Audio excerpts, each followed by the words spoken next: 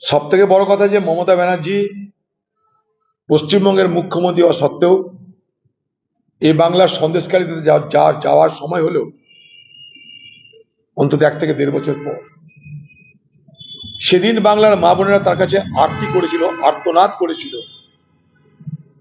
যে আপনিও মেয়ে, আমরাও মেয়ে, আমরা ধর্ষিতা হচ্ছে, আপনি আমাদের বাঁচান। সেদিন মহিলা হয়েও বাংলার মুখ্যমন্ত্রীর এই সমস্ত ধর্ষিতা মা বোনদের প্রতি কোনো অনুভূতি ছিল না, কারণ তিনি জানতেন আজকে যদি আমি ধর্ষিতা মা বোনদের জন্য বেশি কথা বলি তাহলে সেদিন যারা আমার দলের বড় বড় হারমাত তারা রেগে যাবে, তারা দুঃখ পাবে, তাদের কষ্ট হবে।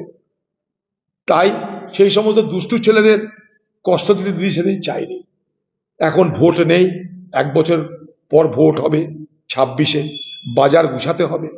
সেই বাজার গুছাতে দিদি ময়দানে নেমে পড়েছে। তার প্রথম টার্গেট সন্দেশখালী। প্রথমে ভিক্ষার দেওয়ার চেষ্টা করবে, মা বোনদের খুশি করার চেষ্টা করবে, খুশি না হলে ভয় দেখাবে, প্রলোভনের ভান্ডার তার সামনে উজাড় করে দেবে।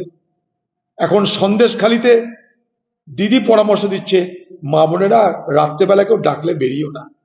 কিন্তু 1 বছর ধরে যারা বা কয়েক বছর ধরে এই আমাদের ঘরে মা বোনদের যারা ডেকে ডেকে রাত্রেবেলায় ভোগ করেছে, দিদি তাদের কথা জানতে পারেনি। অথচ দিদি আজকে সন্দেশখালীতে বলছেন সন্দেশখালী খবর 1 সেকেন্ডের মধ্যে পৌঁছায়, বাদুড়িয়ার খবর 2 সেকেন্ডের মধ্যে পৌঁছায়।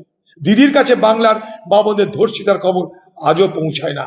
তার কাছে আরজি করের আমাদের